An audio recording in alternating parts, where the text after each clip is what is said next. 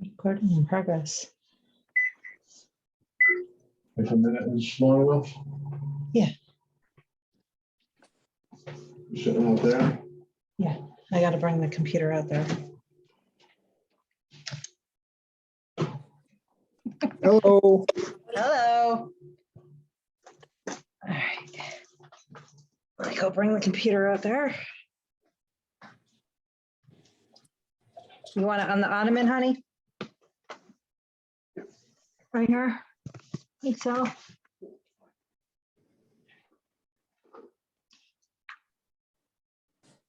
You still got a few minutes, right? Yeah.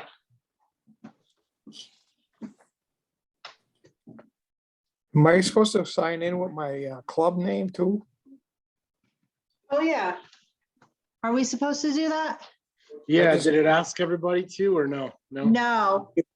That email and the firm email. Okay, interesting. Hey, Matt, can Yeah. you see my club name? I can. Okay, good. Yeah, if you guys, Should I put, maybe we should have put Route 100 instead of Mike Griffin. yeah, if you just want to change your name just at the bottom, I'm recording it anyway, so I can look back and see who was here. But it Yeah, should- where do I do that down at the bottom?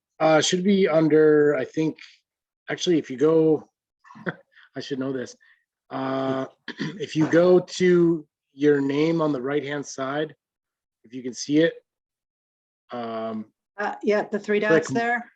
click more Rename. and then just go down to rename. Okay, perfect.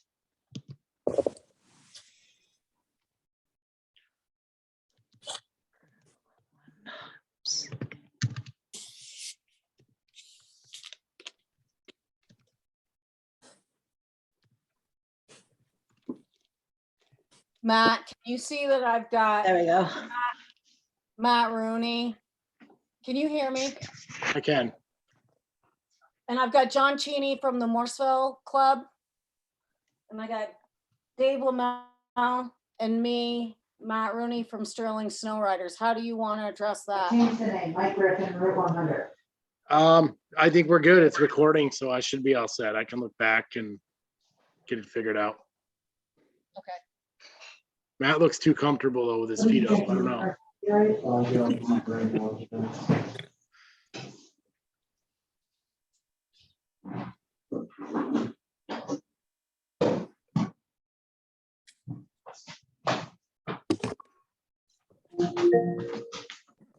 Matt, do you want me to change down the bottom too? Yeah, if you want to, yeah, just throw your name on there. Yeah. That would be It says, good. what do I do, hit plus or minus? Let's see. Are you on an iPad or like a laptop? iPad. Would just want me to make mine a Lunenburg polar bears, and you should know. Yeah, I can figure it out. Like I said, as long as your name's there, I'll figure it out. I'm not worried. You're in our Okay. database. If I don't know who it is, I'll look it up. Okay, thank you, Matt.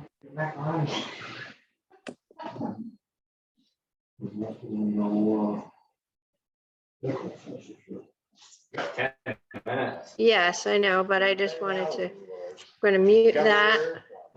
And So it cranks the fucking radio. It's earplugs and it cranks the radio. I don't wanna,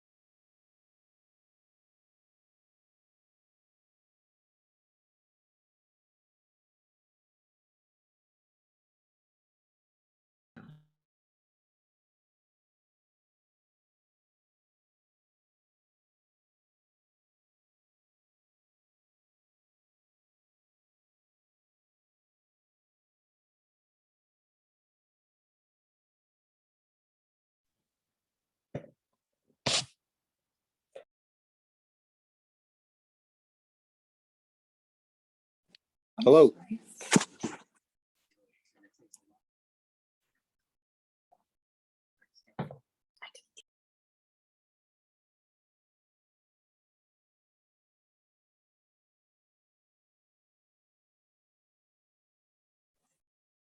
Hello.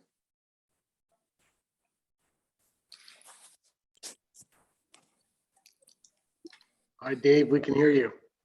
Oh, good. I'll shut up then. I'll mute you. How's that? Yeah, I'll mute myself. I made it.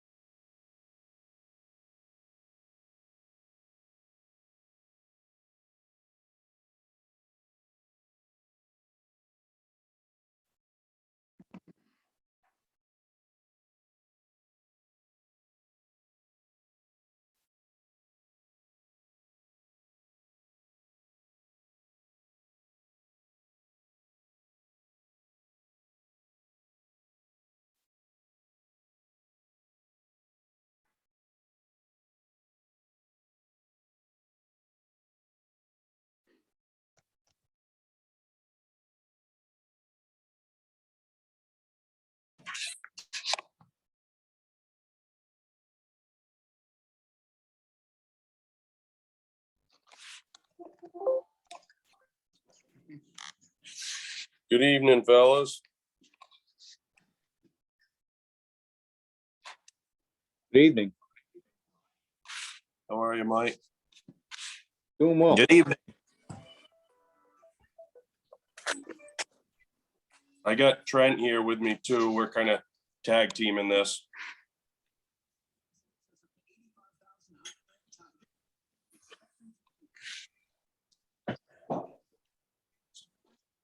Jesus, that's so great.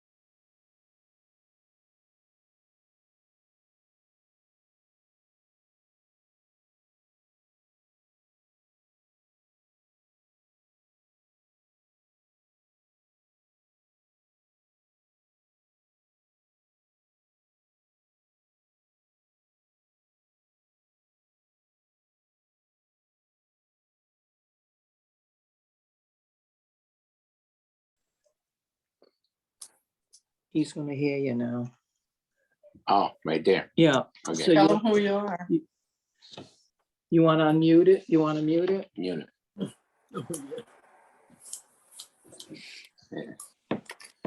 Yeah.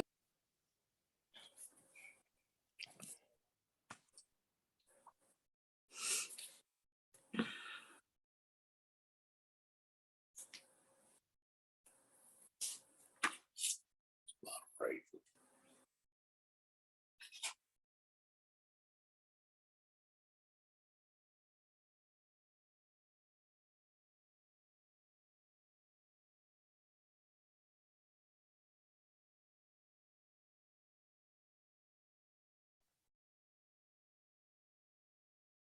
All right, I guess we'll get started. I think there'll probably be a few more people joining, but thank you all for joining us tonight. We have, it's like 75 people on tonight, so it's a good number. We didn't max out the Zoom account yet, so good news.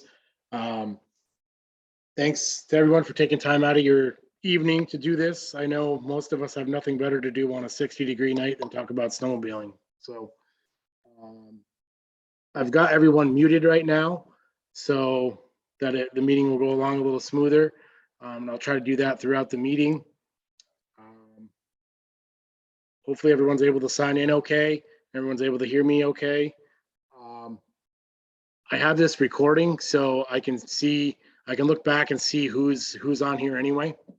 So we'll make it all work. If I don't know which club you're with, I can look you up and I'll figure it out. So we'll make it all work somehow. We chose the Zoom option here again this year for a couple of reasons. It seemed to work pretty good last year. We were forced into it a little bit more last year, but it did work well. The price of gas is really high, and I didn't feel like making all of you drive to the Barrie Auditorium or all the way to Barrie on a Saturday with gas prices like they are. Your time's valuable as well. And really, it's going to be a pretty simple review tonight. I don't think we'll take the full, we'll probably be about an hour is my guess. And we'll be done hopefully by 7 or so. So we're going to, like I said, we're going to have a brief seminar. Ken's going to start off with some signing discussions. Just a quick review and basically go through how to order signs for those of you that don't know. For those that do, it's going to be a review. And then I'm going to follow up with a run through the construction grant and aid online application. We did not go through it last year in the seminar, and it was like introduced after, and a lot of people have been confused how the process works. So I'm going to try to walk through it and sort of show everybody. And I think most of you figured it out. You fill in the boxes and click on stuff, but just so everybody sort of sees the process and the bigger picture. Like I want to show you what I see when you submit a grant. So everybody should have a pretty good understanding how that works, you know, how county trail coordinators sign off on that, and sort of how the whole thing works. So it's not going to take long to do that. And then we'll open it up for questions at the end. So we're just going to ask everybody to save questions to the end, jot it down on a piece of paper if you need to, and just save it to the end. Once Ken's done, then I'm done. We'll open it up to questions for until we run out of questions, or we run out of time and it turns into morning and everybody has to go to work. I don't know. So I guess that's all I have. I'm gonna turn it over to Ken now and let him go. All right, so I'm going to share my screen. Oh, you got to allow me, Matt. I was thinking that. Or I can reclaim host. Oh, here we go.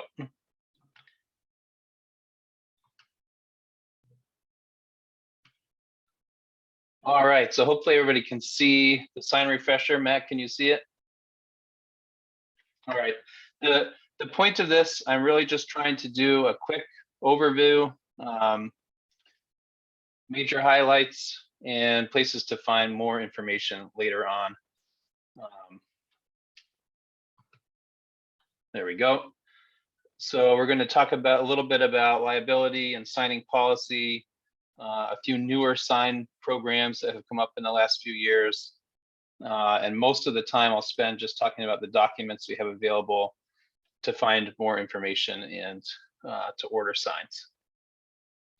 So starting right out on page 1 of the signing guidelines, this is basically the signing policy for VAST. When you're grooming for VAST, getting grants, all of that, you're agreeing to sign your trails. One of the statements in red there, regardless of your local circumstances, every trail must be signed to a minimum level. So it's really important to have signs. That's what kind of makes our trails exist out there. And they do come up in issues of liability. We've had this come up with insurance claims. It's going to be as important, or maybe even more so, with VAST trying to insure ourselves, that we help protect ourselves by having good consistent signing out there across our whole trail network. I'm going to breeze through some stuff. There's another version of this also available as a YouTube video, if you think it would be helpful for other people to view.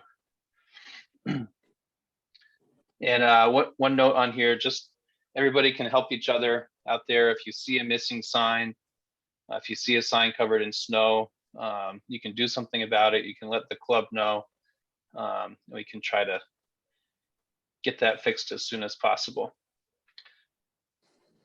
Moving on to some of the resources available on the website. We have several different documents. So that was a page you saw of the signing guidelines. That's the most detailed of the documents. It goes over all of the different signs we have. It talks about placement of signs based on snowmobile headlights, the speed of travel on the trail, making sure that the reflective part of the sign is facing the viewer, suggestions for stakes. It really gets into the most detail. Then we have the signing supplement. That's a 2-page kind of summary of the guidelines. I've made a new document that all it is pictures of every sign. So that's a quick reference. You can click on that and kind of scroll through, see pictures of the signs that we have ready for order. And then the various order forms are on there, and those can serve kind of as a list of signs as well. So here's a quick snapshot of the signing supplement. We have this available on waterproof paper. It covers the most basic situations out on the trails and some of the required signage, such as the bridges and intersections and stop signs. So if you can keep up with what's on this 2-page document, then that's kind of the minimum good signing that a club can do. So a little more into the signing guidelines. They have very few required signs or hard and fast rules. They're more helping you. If you decide that you need an arrow, it helps you decide where to put the arrow, but it doesn't tell you where arrows are needed. Let's see here. I'm admitting a couple new people.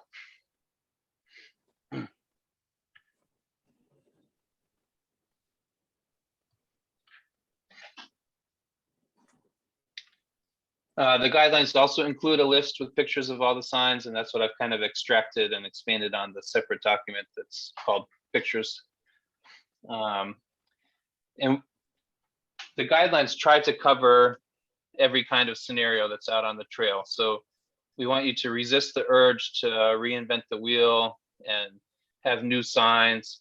One example is caution signs. There used to be caution signs. We don't stock those anymore. Really what a rider needs to do if there's a hazard is slow down. So putting a slow sign ahead of a hazard is maybe more clear to them than just that generic word of caution. And there are other examples. Keeping the signage consistent across the system and simple is more helpful to riders than having lots of different signs with different wording from club to club. There are a few signs that have stronger language in the guidelines that are really required for every club to cover in order to have vast trails.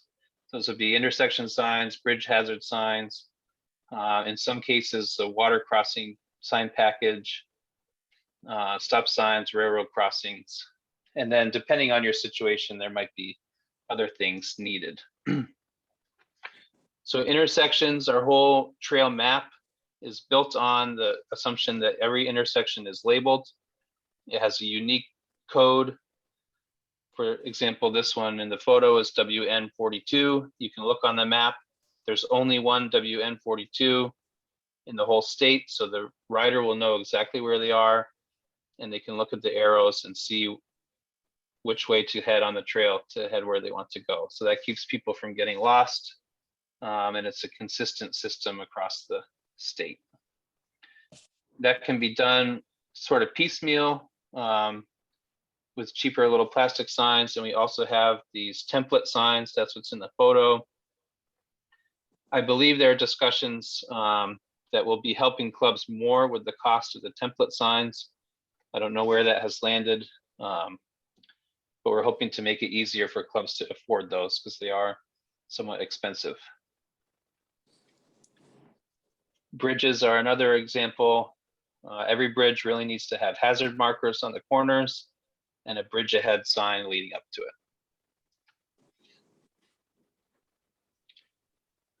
Vast trails no longer cross the water. They haven't for a while. In places where a rider might think that the trail crosses the water, we have this sign package set up to have dead end signs at the previous junction, and then clear signage that tells them that the vast trail itself does not cross the water. And this is a change that started last year. We used to do a map that showed them how to get around the water, and we've simplified it even more just to really make it clear that the vast trail doesn't go across the water. People can figure that out for themselves. If they want to ride on the lake, that's still legal. If you have a trail that approaches water, maybe it goes to a parking lot or a business, or travels near to the water, it just needs to be signed very clearly where the trail does go, so that riders wouldn't think that it goes out onto the water.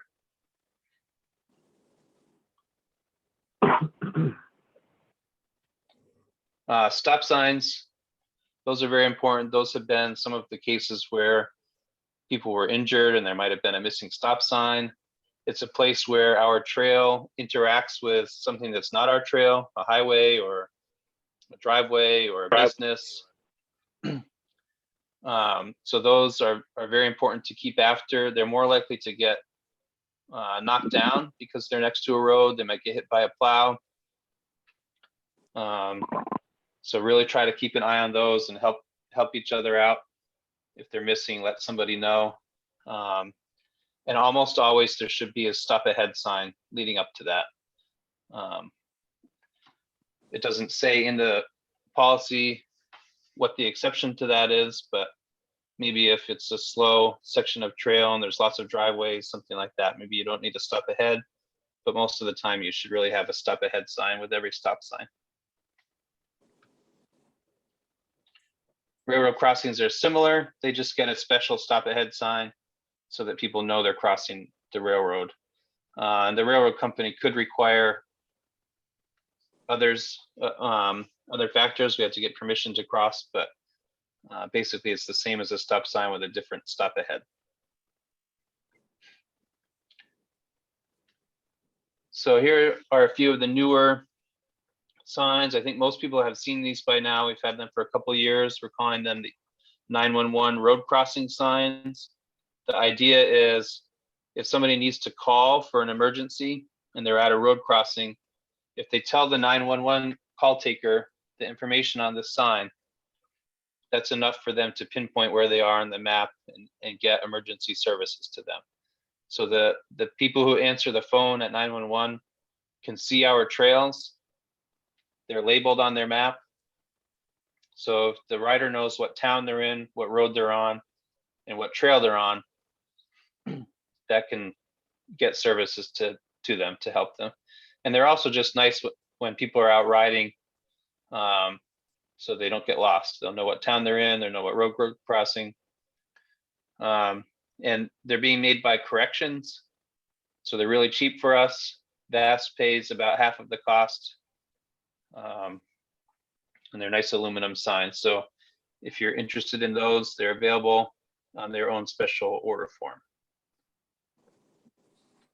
The safety committee has also come up with several different new signs.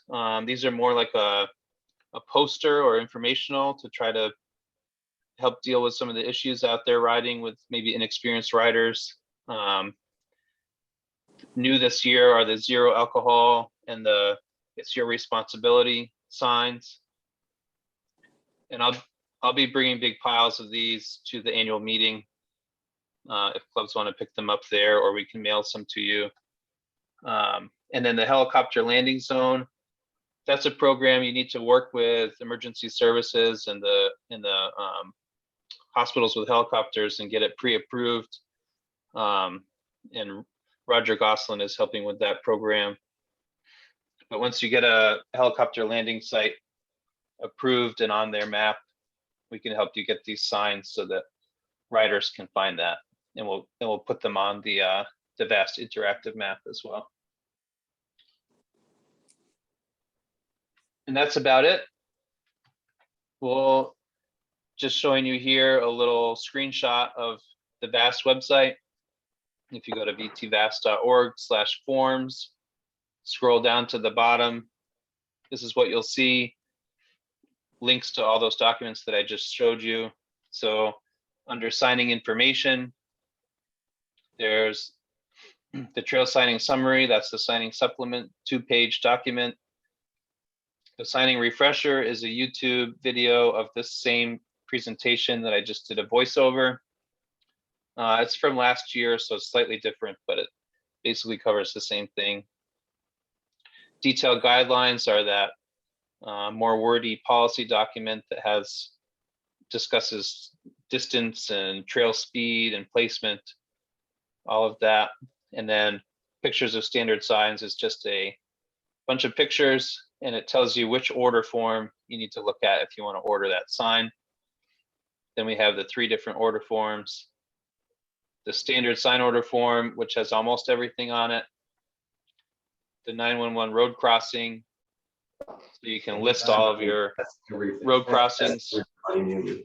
Right. And then the intersection order form is a kind of a blank picture of the intersection template that you can fill in for each sign that you want. Are you shitting me? He's better than her.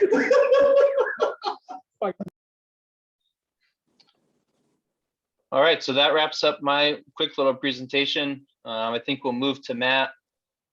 And then if there are questions later on, a lot of times it's easier if you contact us directly with a question about signage. And we can go through that with you, but most information you need will be available in those documents. Matt, I'll try and make you a host again.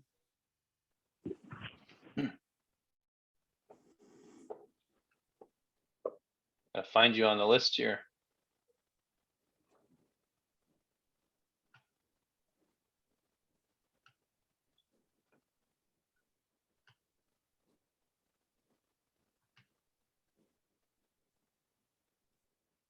There we go.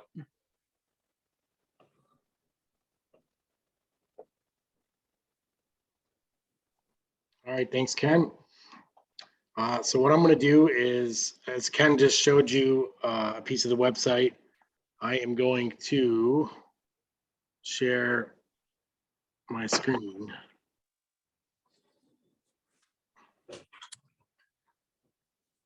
Get this right here. Can everybody see that or no? Hopefully. Nothing yet. Yeah. Is it doing this? Hang on.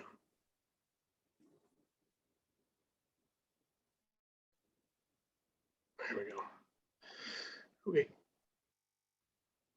A little slow. There we go. There you go. That's working now. I think it's just slow trying to run everything here. Should be interesting. All right, so we're gonna go to the VAST website, which I know most of you are familiar with.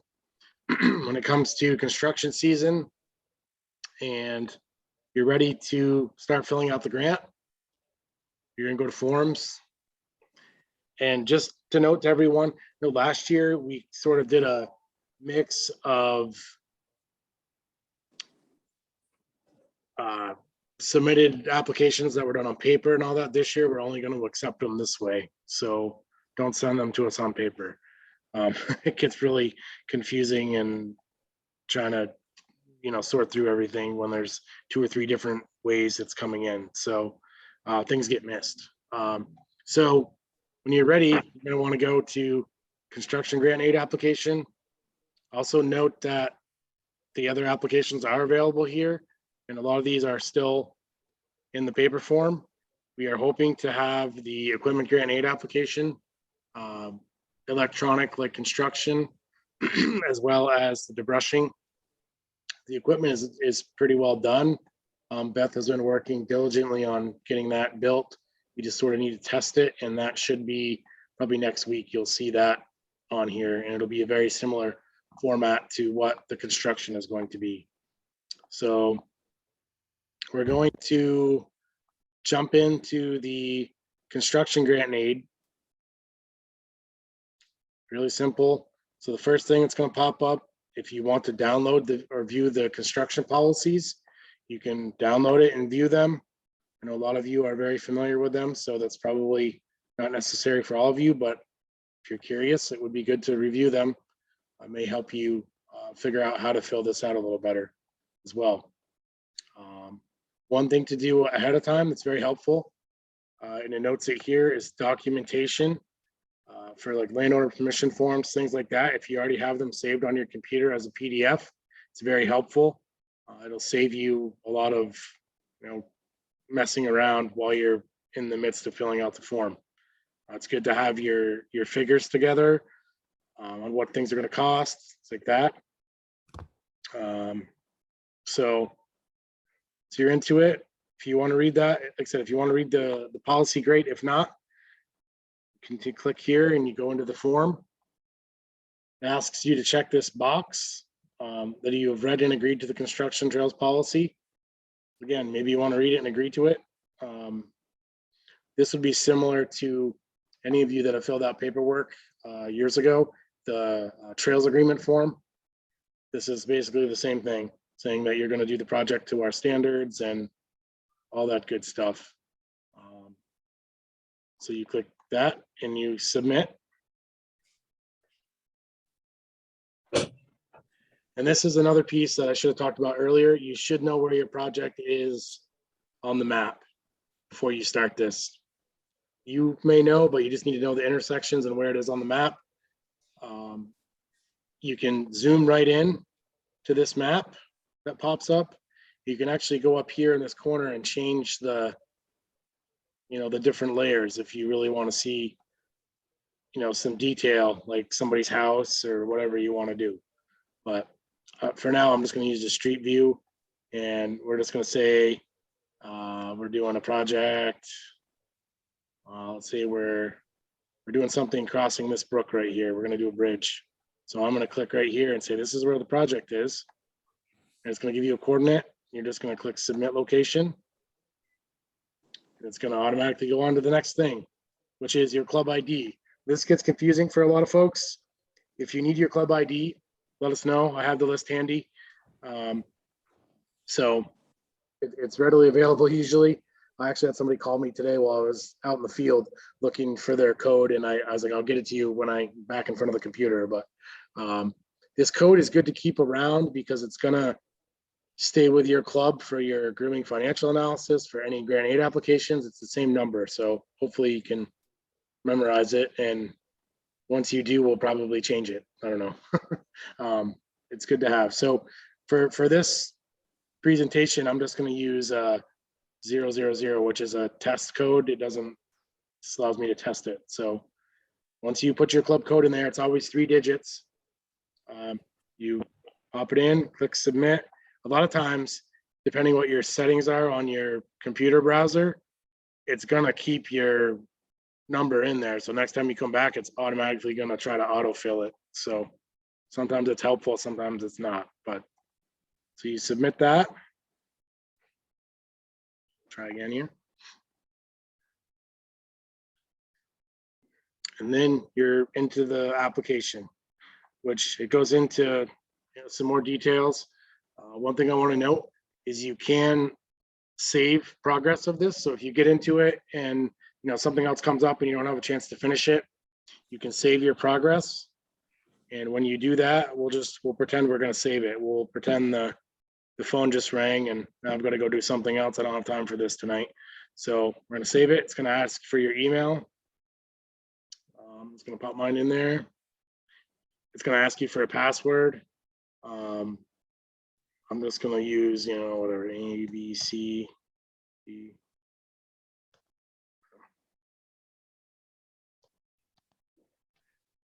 And you just click save.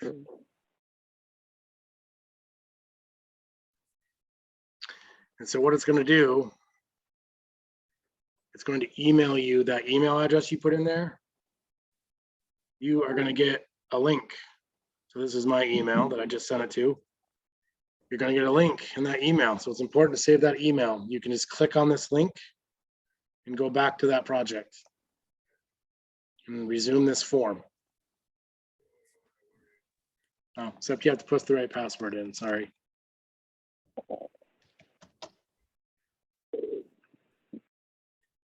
There we go. So now we're back in the form. So we'll close out that tab. So we're back in where we were. Should have saved all your data, which we didn't have a lot entered yet. But note that these applications are due in June 30th. When you're filling out this form, this is important right here. Don't use dollar signs and don't round the numbers. Don't use decimals. What that'll do is it'll hold the whole application up like in the queue and I don't see it. So you have to, it's hard to do it. I do it all the time. Like even running this test, I bet you'll catch me tonight popping in a decimal. I would almost bet you. But anyhow, so it's going to pop your name in here based on your club ID. Right now it's just a test club. You're going to want to put your name here. And let's see here. Yep, put your name in, my email. So I'm going to put my email in here again.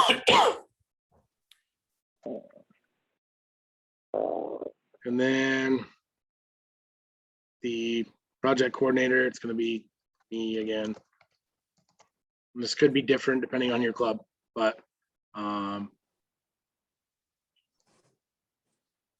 just going to fill it all in and run through it real quick.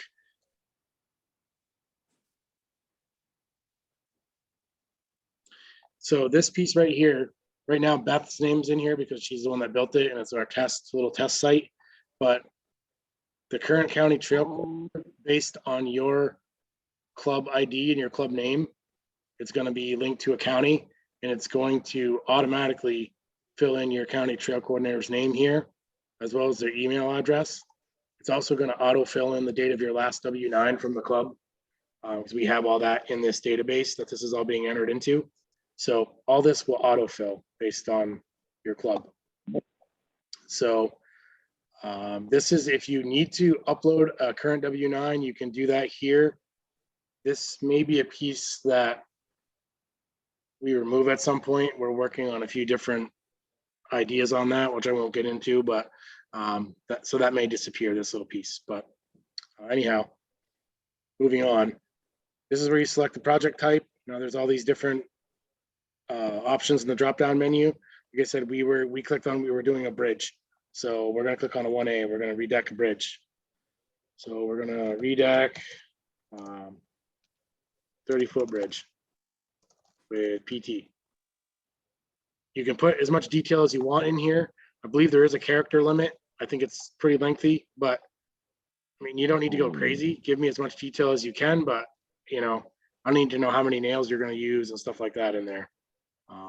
So we're going to redeck a bridge with PT, why it's needed, existing hemlock decking is rotten, unsafe.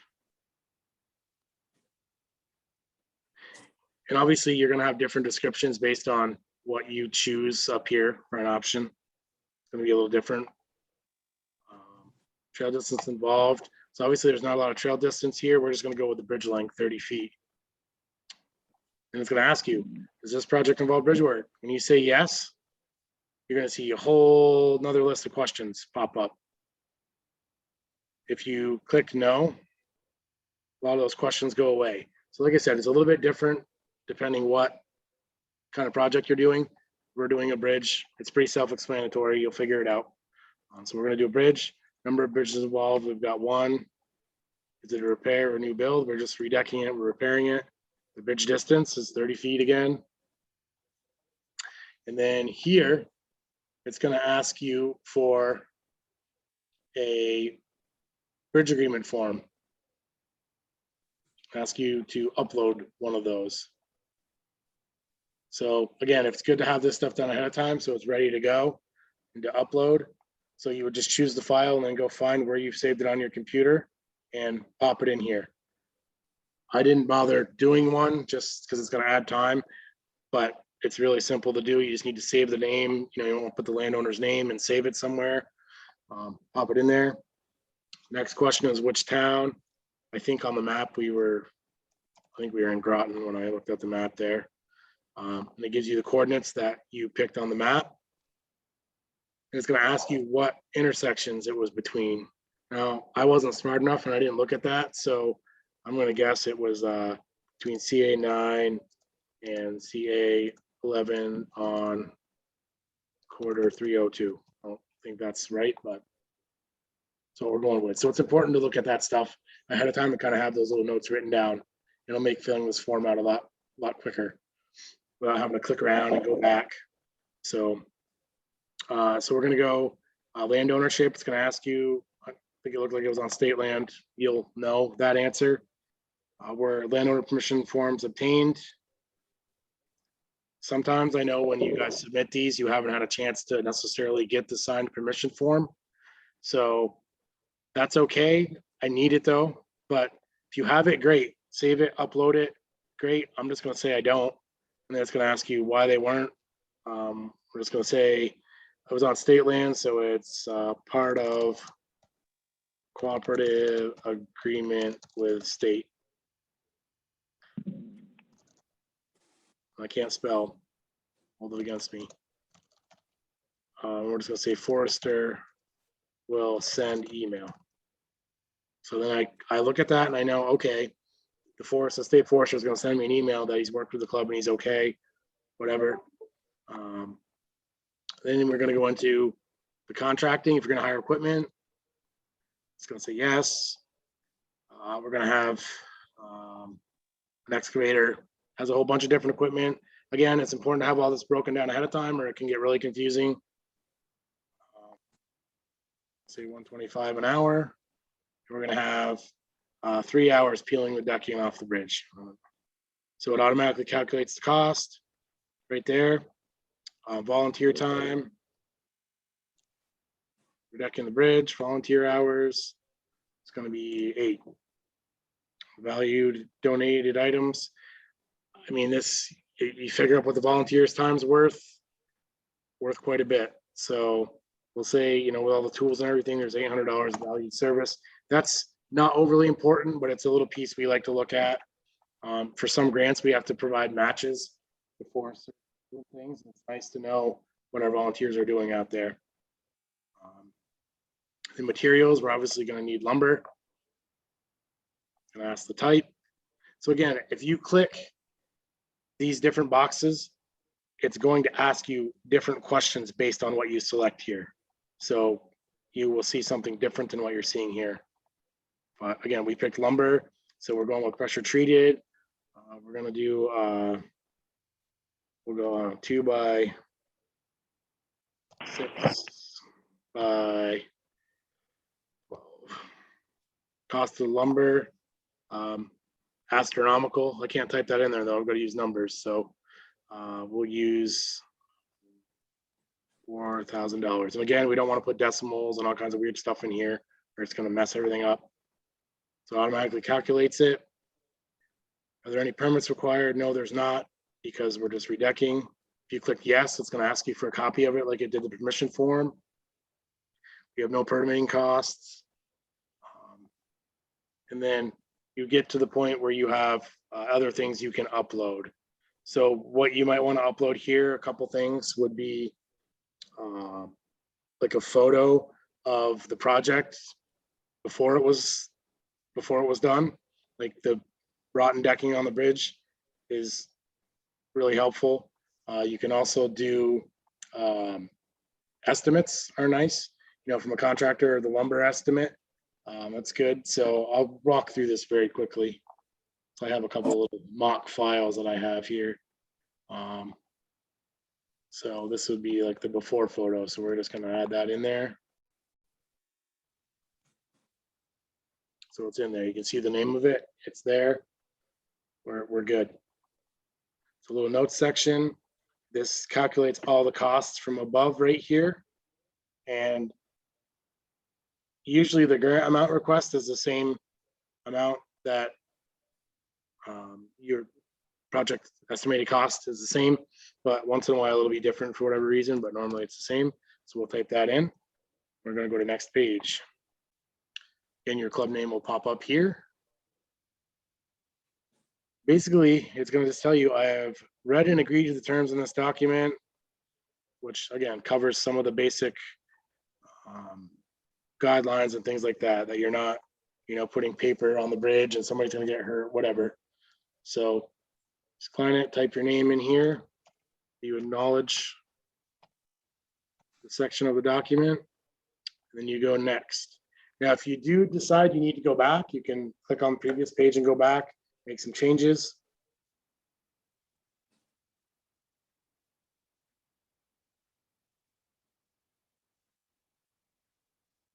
And I will say, if you do something wrong, it'll flag it. It won't let you go to the next page.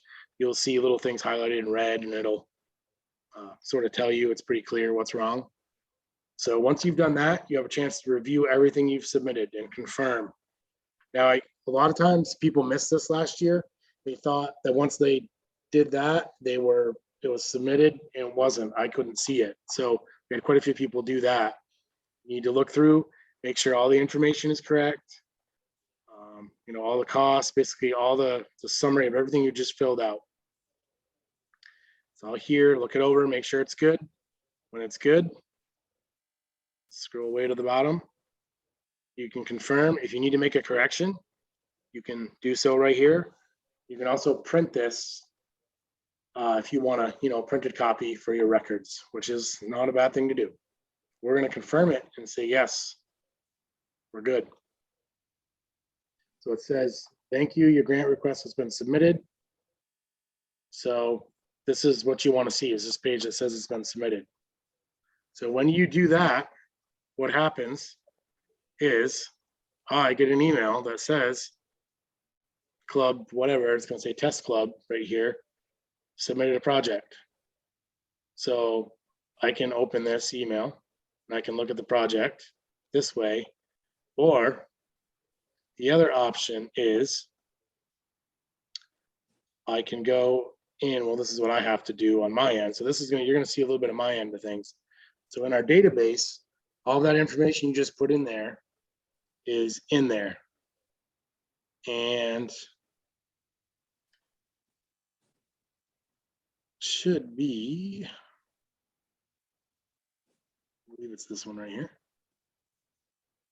That might not be though. I don't know, actually. No, it's not. Sorry, it's a different test one. Let me refresh.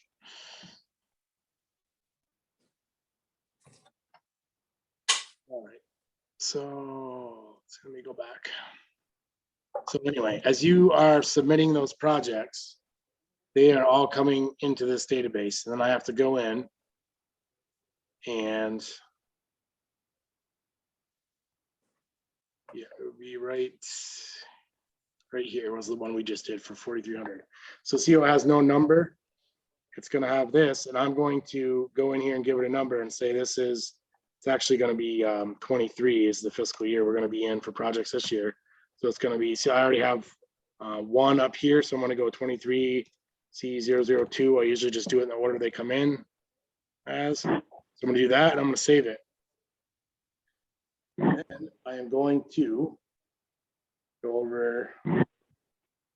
Let's see, let me open it up now. Whoops, it's the wrong one. Sorry.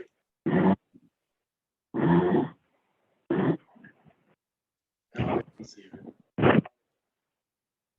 Save it.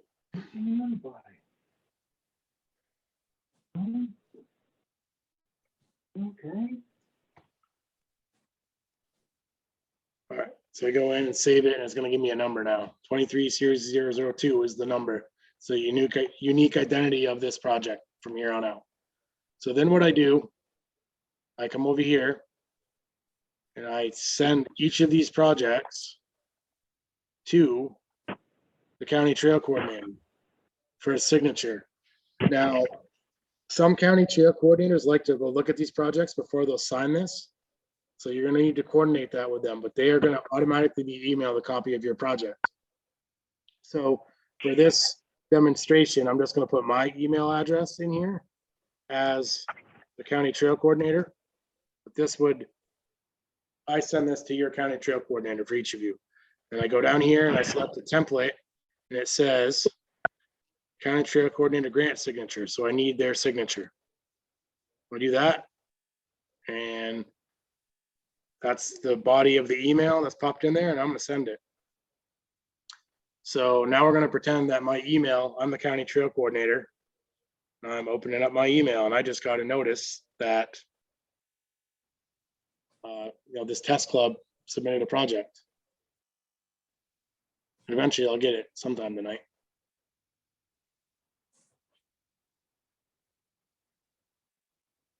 Hopefully.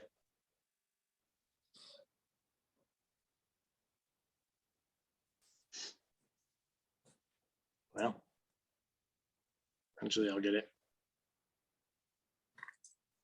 Let's see. Yep. Okay. Sorry, folks, just taking it a little slow. Trying to run a lot of stuff here.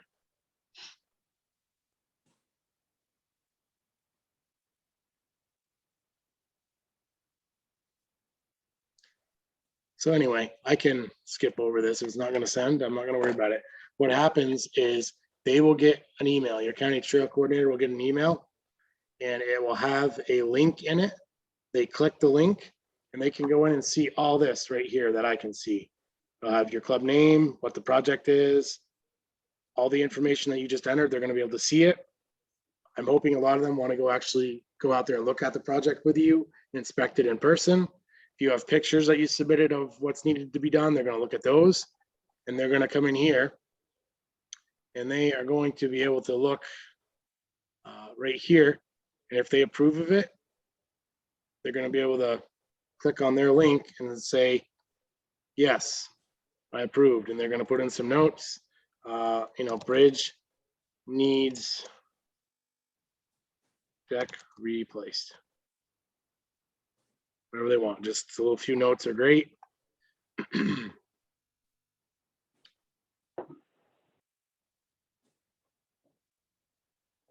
Yes, again, there's a place for some more notes. And their signature. I can type in their name right here. So I'm just gonna put my name. I looked at it and I signed off on it. So that's good.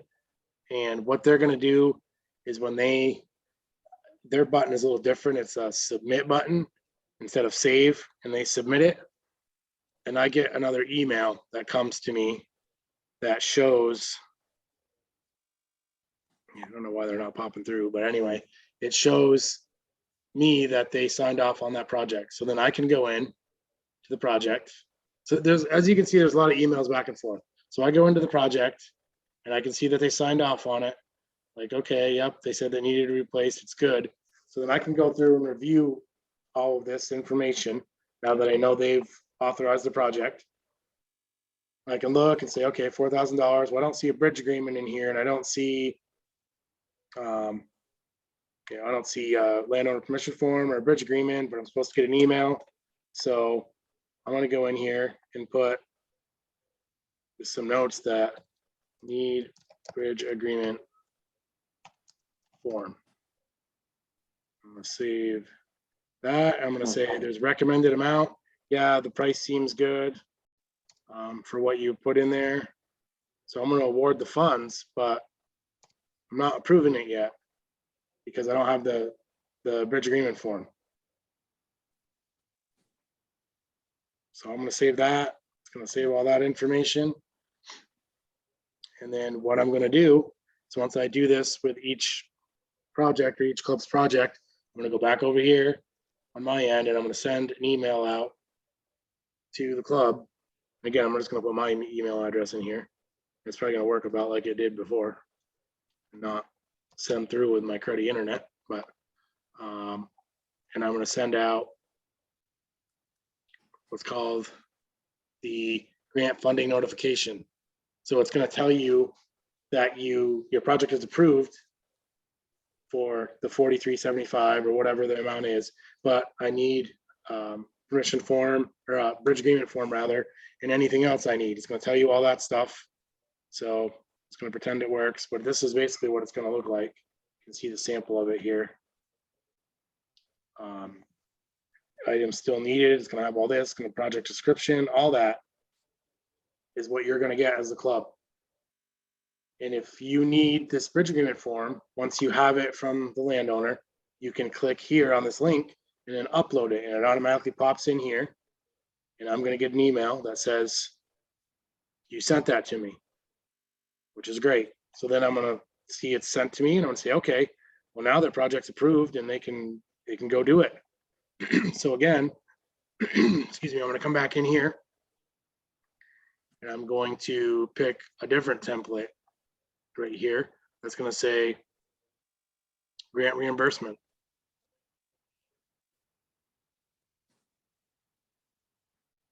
So what this does, it sends you another email as a club and it gives you a link to click for reimbursement.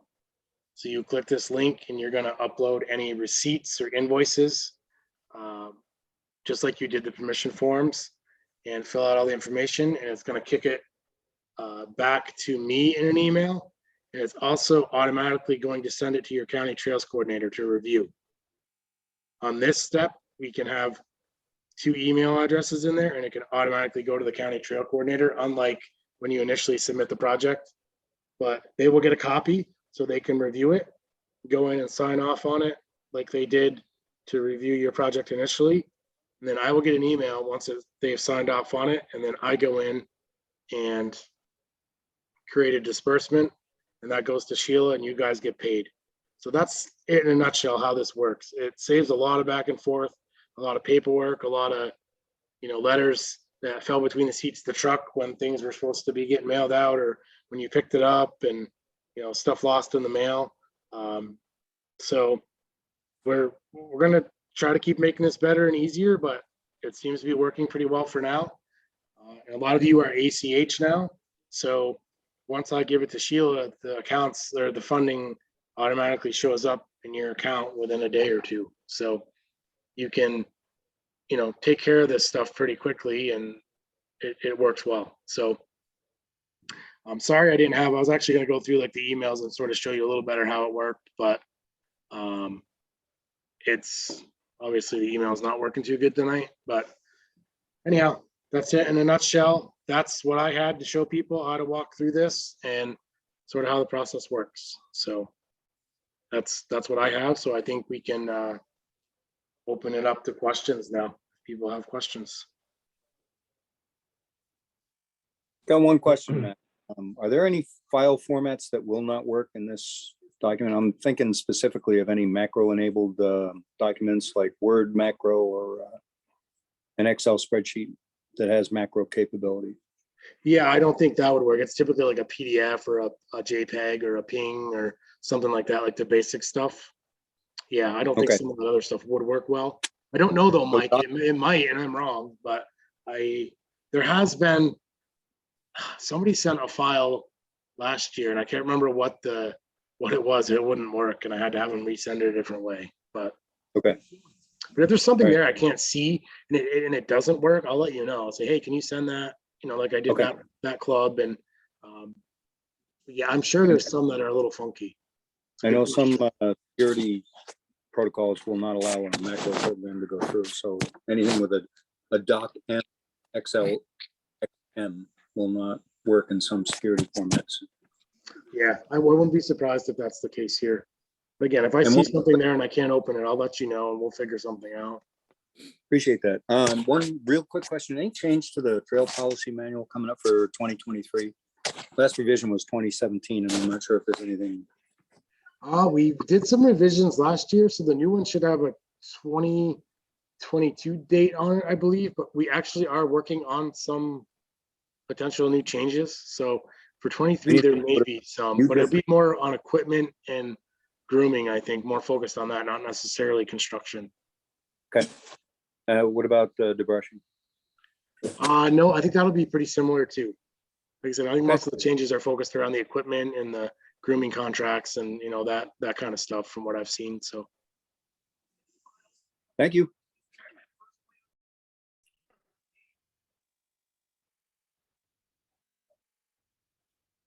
Matt, I had a question. All right, go ahead, Dave. The, I noticed in those forms, it said size of culvert, number 1, number 2, number 3. How do you decide which one is which? Just basically, I mean, you can, I guess I would say like you go and order out the trail, like if you're putting in 3 culverts, but ultimately you're just telling me you're putting in 3 culverts and I don't necessarily care which one's culvert number 1 or which one's number 2, just 3 culverts and, you know, one's an 18-inch, one's a 24, one's a 30. That's all I really need to know. So I can just look at the Okay. prices and say, oh, that seems reasonable, or like, wait a minute, why is it, you know, $1,500 for an 18-inch culvert, which it might be now. I don't know. I haven't seen prices Yeah. recently, but it's probably Okay, probably is. But yeah, so it's, yeah, it doesn't have to be really specific. Just Yep.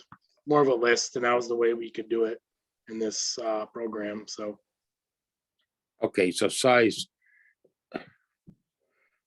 you just, when it says size number 1, size number 2, that doesn't mean anything. You just put in the size of it. yeah, exactly. You're just kind of telling us how many culverts and what each size is. So Okay. basically a broken down list of what you're doing. Yeah. Yeah, All the right, thank database, you. like there's some funky things, like little things like that are like you can't just throw a list in there like you used to with a pen on a piece of paper. It's a little weird, but yeah. Okay, thank you.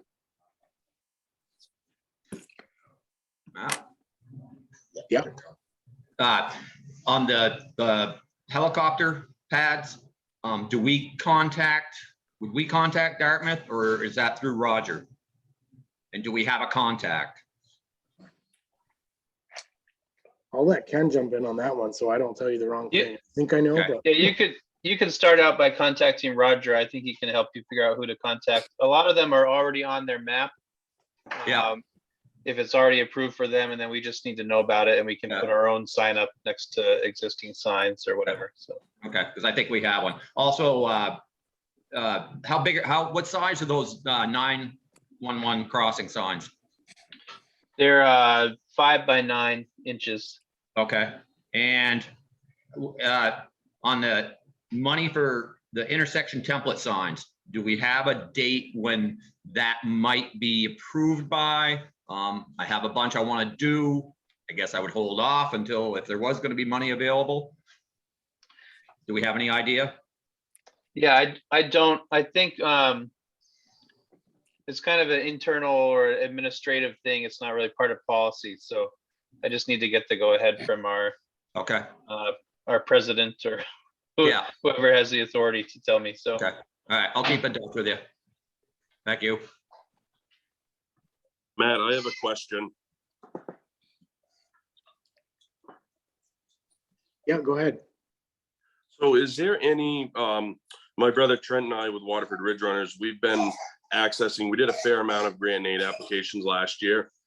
And we were curious in looking at your portal that you use internally to access all these documents.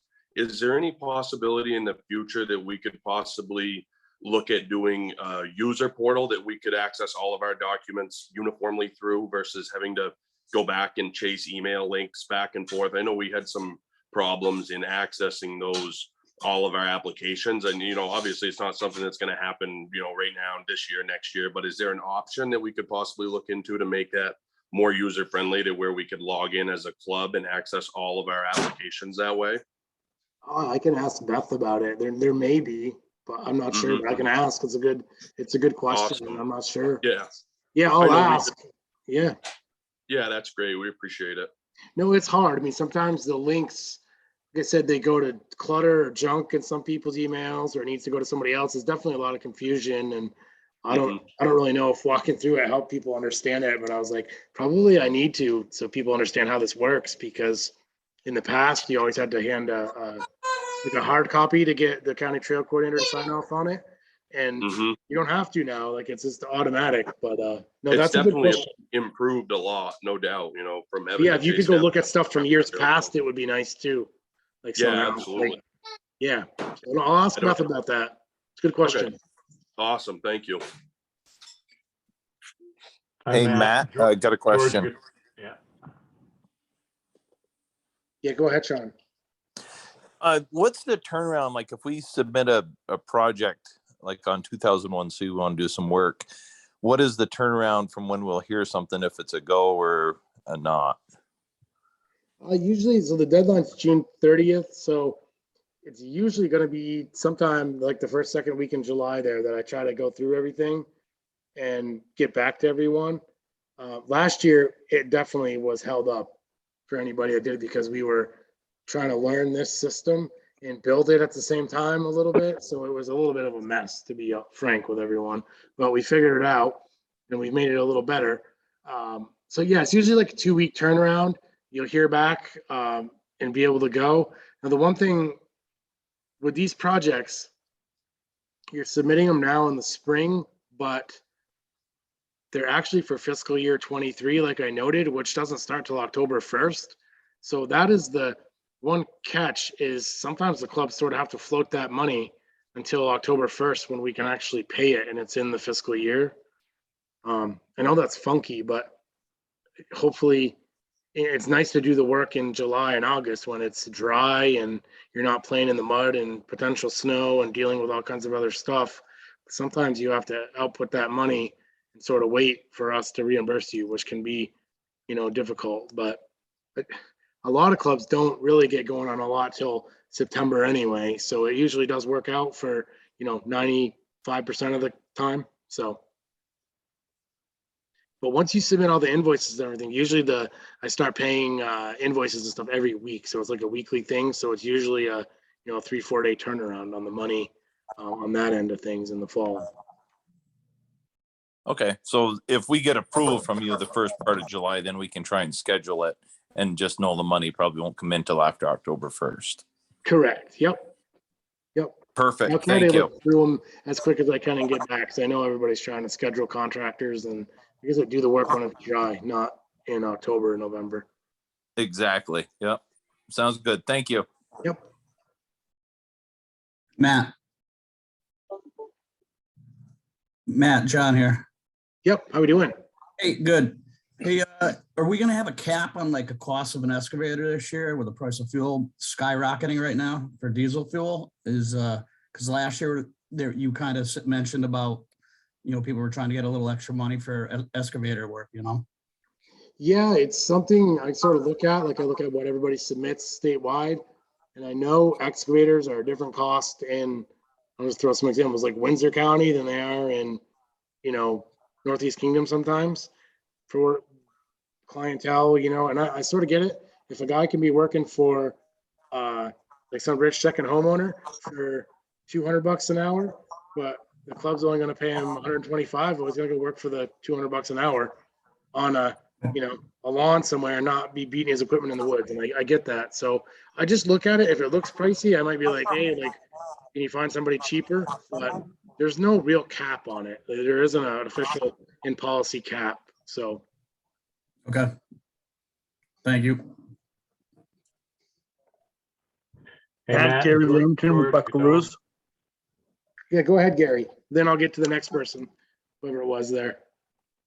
Yeah, picture uploads. I know last year when I was using the system for reimbursement, there seemed to be a cap on either the size of the pictures or the number of the pictures, and we had to go to email.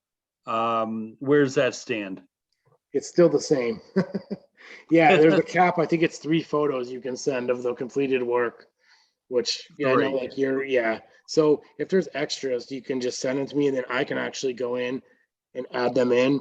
Okay. I will talk to Beth about that. I don't think that's something we can fix. I don't know what the reason was, but I'll ask her about that. Okay. All right, That's a 3 good photos. I'd kind of forgotten about it. I think I did ask her when you and I had the issue with it. And Yeah, and I couldn't remember what the number was. yeah, I think it's like 3. I think it's 3 photos. Thank you. Yep. Thanks for the question. That's a good one, Gary. I'll follow up on it. Matt, George Catone from Correspondence Letters. Yeah, go ahead, George. For everybody that's new at this year, and for you too, Matt, I don't know if you know, but I don't even own a computer. I did all this last year. I think we did 9 project grant applications. I did it all on my smartphone. So I like the system. I like it much better than the paper. And not even owning a computer, it was pretty easy to do. The key for me was having a printer scanner that I could scan those documents and upload them to my phone, and then it worked great. So you mentioned the construction grants are due June 30th. What about debrushing stuff? Same deadline for those? Yep, same deadline for those, and the equipment grant and aid deadline is June 1st. So that's coming up quick. If anybody's doing any equipment stuff, that's within the next couple of weeks. So. You know, All like I right. said, hopefully Thanks, Matt. I hope we'll have that equipment grant form online. It's built. I just need to test it and work with Beth, which ideally will happen next week, and we'll have it up like midweek. And I know I talked to. Is debrushing online?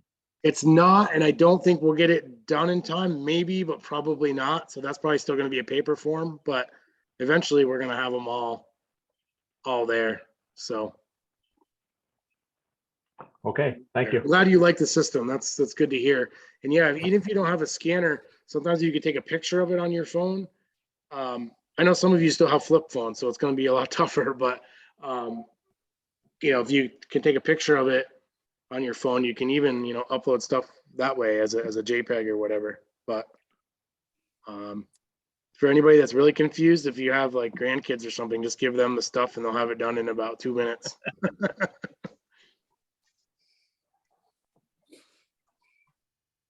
I think there was somebody else that had a question too, that right when George did.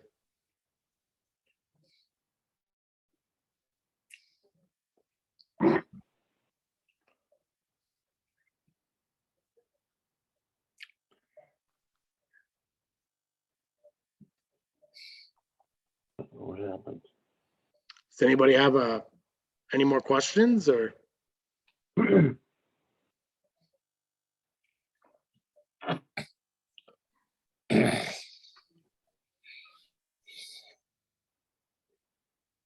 You're back, Dave.